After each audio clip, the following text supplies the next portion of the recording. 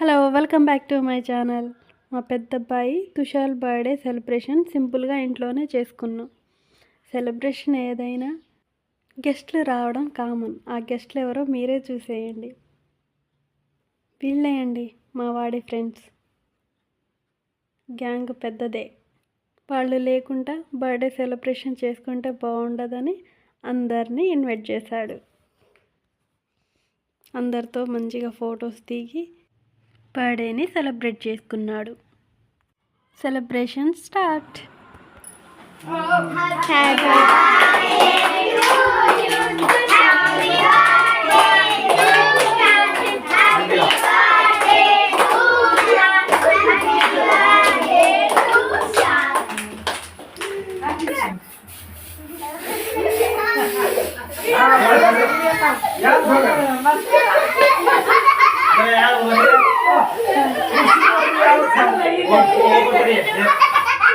చూడండి పిల్లలు ఎంత హ్యాపీగా ఉన్నారో. వాళ్ళు నవ్వుతుంటే అసలు చూస్తుంటే చూడబుద్ధి అవుతుంది. అలా హ్యాపీగా కేక్ కట్ చేశాడు మా వాడు. మా అమ్మమ్మ తాతయ్య వాళ్ళు కేక్ కట్ చేయించి వాడికి కేక్ తినిపించారు. తర్వాత మా ఆయన కేక్ కట్ చేసి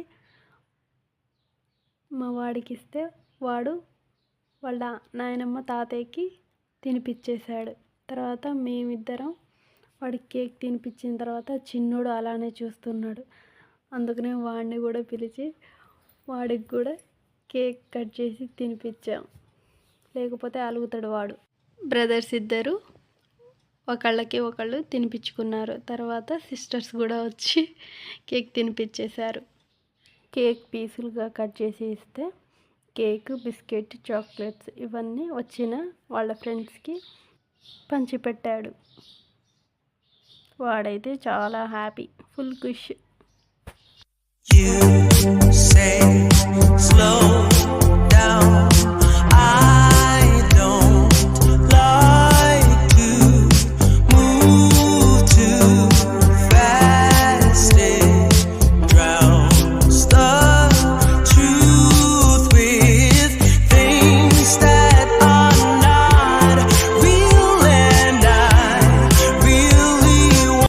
బర్త్డే సెలబ్రేషన్ అయిపోయింది.